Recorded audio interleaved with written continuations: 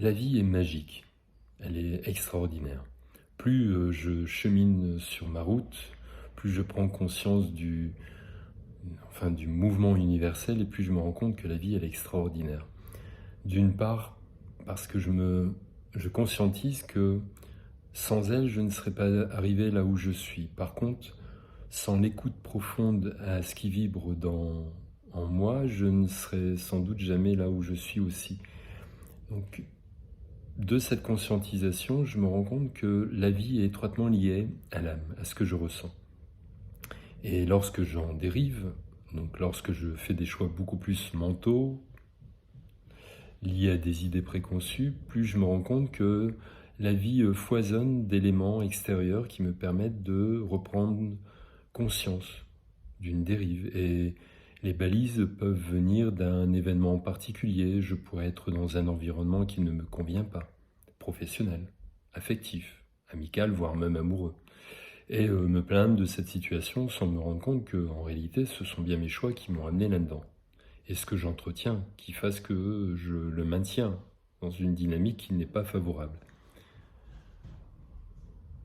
De ce fait, toujours dans une proportion erronée, je pourrais être facilement dans une périphérie de vie à observer ce qui me vient, ce qui se passe extérieurement, être favorable à juger le comportement de quelqu'un, à me plaindre d'un travail ou d'une situation particulière et ne pas prendre conscience que finalement le modèle extérieur n'est que le reflet de ce que je n'ai pas solutionné.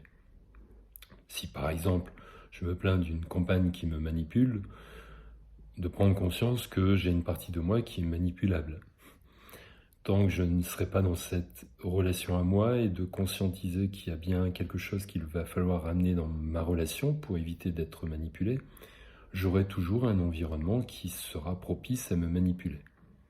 Donc la vie est finalement magique, extraordinaire, puisque elle foisonne d'une multitude de petits éléments extérieurs qui nous permettent de baliser notre orientation, nous éviter de nous perdre, un peu comme un GPS.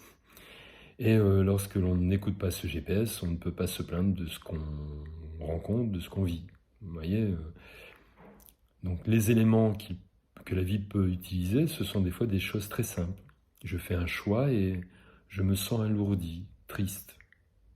Ce choix étant sans doute de mauvais augure, je ne peux pas me plaindre de cet alourdissement ou de cette tristesse. Il va falloir que je revisite ma manière de faire pour amener un peu plus de joie. Ensuite, ça peut être des balisages, anodins qui pourraient être un accrochage de voiture, une dispute. Ça peut être aussi des éléments comme ceux que j'avais énoncés lors d'une dernière vidéo qui sont liés à la santé, une fatigue chronique,